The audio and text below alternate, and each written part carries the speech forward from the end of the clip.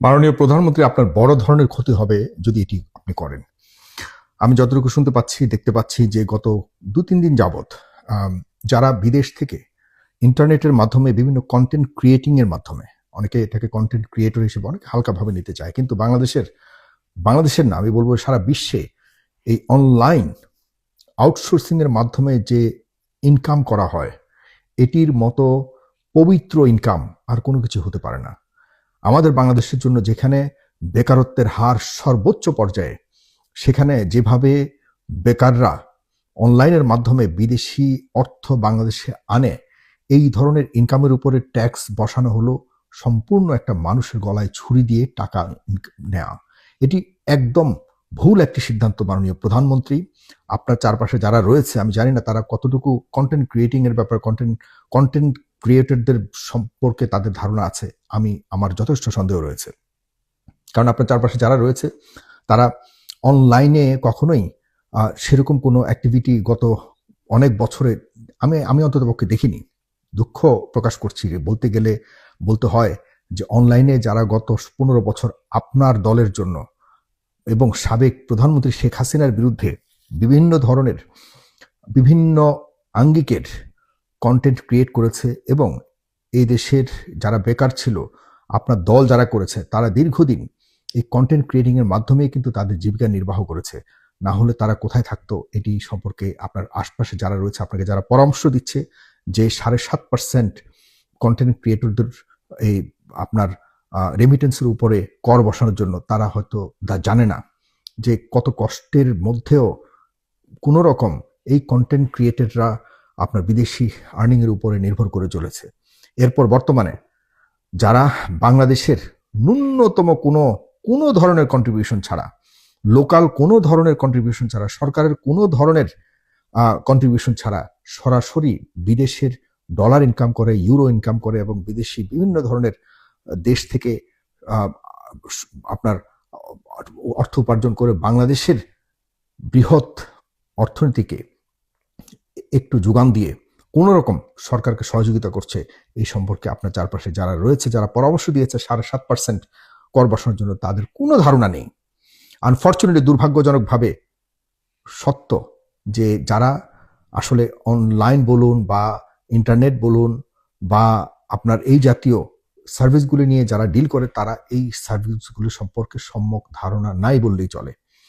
মাননীয় প্রধানমন্ত্রী, বিগত অনেক বছর ধরেই অনলাইনের মাধ্যমে মানুষ, কেউ আছে আন্দোলন করতে গিয়ে ক্রিয়েটর হয়ে গেছে, কেউ আছে যারা বেকারত্বের কারণে নিজের সংসার চালাতে গিয়ে চাকরি না পেয়ে অনলাইন ক্রিয়েটর হয়েছে, যারা বাংলাদেশে কম না হলেও $1 বিলিয়ন আনছে, যারা ন্যূনতম দেশের না কোনো বিদ্যুৎ খরচ করছে, না কোনো আপনার যদি বিদ্যুৎ খরচ করে থাকে সরকারকে পয়সা দিচ্ছে, ইন্টারনেট খরচ করে থাকলে সরকারকে পয়সা দিচ্ছে, কম্পিউটার কিনছে, ট্যাক্স দিচ্ছে, নিজের পার্সোনাল ইনকামের ট্যাক্স দিচ্ছে, সব কিছু দিয়ে যারা বিদেশি আর্নিং করছে, তাদের এই উপার্জনের মধ্যে দেশের কোনো ধরনের সেক্টরের, কোনো ধরনের ডিপার্টমেন্টের ন্যূনতম কন্ট্রিবিউশন নাই।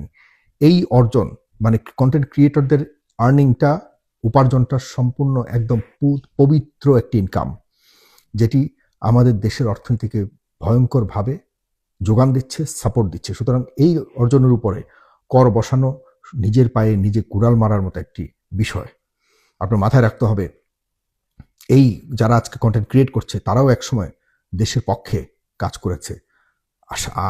আগের সরকার শেখ হাসিনার আমলে 2023 সালে তিনি এই আইনটি করেছিলেন, 2023 সালে, যে কন্টেন্ট ক্রিয়েটর যারা আছে বা বিদেশি এই ধরনের রেমিটেন্স যেগুলো আউটসোর্সিং যেটাকে বলে, এটার উপরে 7.5% কর বসাবে।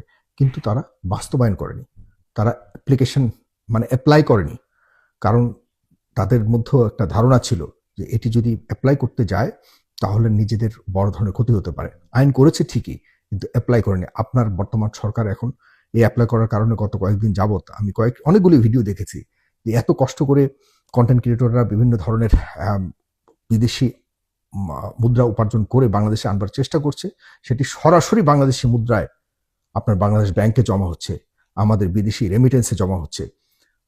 আমাদের বিদেশি রিজার্ভে জমা হচ্ছে, সেই অর্থের উপরে আপনি কর বসানো কোনো ধরনের ন্যূনতম যুক্তি নাই। বরং তাদেরকে আরো বেশি রিওয়ার্ড করা উচিত ছিল।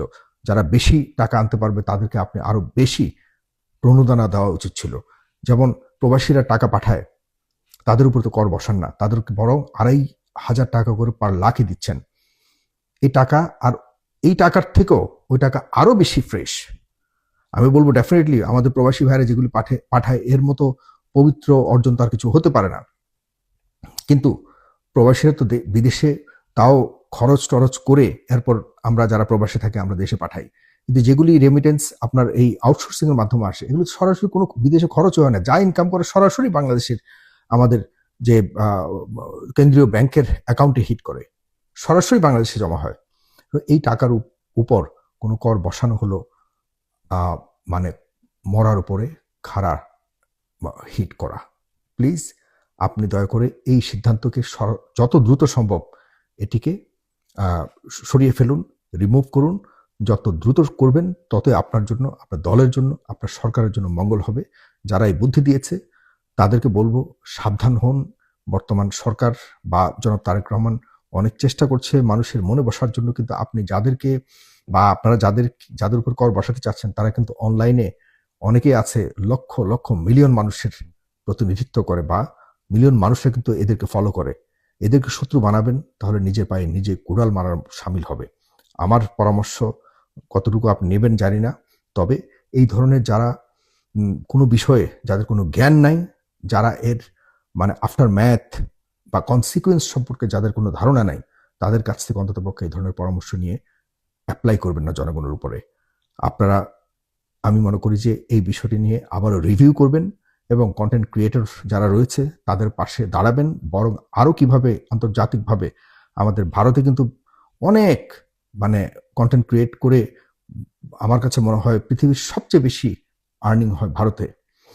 আমাদেরকে সুযোগ দিন একটা সময়, আমাদের দেশের যারা কন্টেন্ট ক্রিয়েট করে তাদেরকে সুযোগ দিন, তারা দাঁড়াক নিজের পায়ে। দেখুন মানে যারা বেকার রয়েছে তাদেরকে সামান্য একটা মন্তব্য করেছে তাদের নিয়ে ভারতের প্রধান বিচারপতি, তাদেরকে বলেছিল তেলাপোকা, মানে ককরোচ এর মতো বেকাররা। সেই বেকাররা একাট্টা হয়ে এখন বর্তমান সরকার মোদী সরকার গদিকে টালমাটাল করে দিয়েছে। সুতরাং বাংলাদেশে বেকারত্বের হার অনেক বেশি। এই বেকাররা কোনো ধরনের ডিস্টার্ব না করে যেভাবে মানে বুকে পাথর দিয়ে নিজের জীবনকে পরিচালিত করছে, তাদেরকে তাদের মতো থাকতে দিন। বরং কিভাবে আপনার সুন্দর একটি উদ্যোগ নিয়েছেন যে বন্ধ কলকারখানাগুলিকে আপনারা কম মূল্যে ঋণ দেওয়ার ব্যবস্থা করেছেন, যাতে এগুলি খুলে এবং কার্যক্রম শুরু হয়। এতে করে অনেক জব ক্রিয়েশন হবে। আমার দেশ, আপনার সরকার সবকিছু মিলিয়ে সবার জন্য, জনগণের জন্য ভালো হবে। সুতরাং কিভাবে বেকারদেরকে আরেকটু বেশি সাপোর্ট দেওয়া যায়, তাদেরকে কর্মমুখী করা যায়, সেদিকে নজর দিন। নতুন নতুন প্রজেক্ট ক্রিয়েট করুন, কিন্তু এই সামান্য করের আশায় এদের শত্রু হবেন না, সরকারকে এদের শত্রু বানাবেন না। এরা অনেক শক্তিশালী। কন্টেন্ট ক্রিয়েট যারা করে তারা কিন্তু অনেক মেধাবী। তারা নিজের বুদ্ধি দিয়ে, অনেক মেধাবী বলেই নিজের বুদ্ধি দিয়ে দেশের কোনো ধরনের কন্ট্রিবিউশন ছাড়া কিন্তু তারা বিদেশ থেকে অর্থ আনছে। এর চেয়ে মেধাবী হতে পারে না। সুতরাং তাদের পক্ষে দাঁড়ান, এমন কোনো ভুল সিদ্ধান্ত নেবেন না যাতে করে হিতে বিপরীত হয়। ধন্যবাদ সবাইকে। সালাম।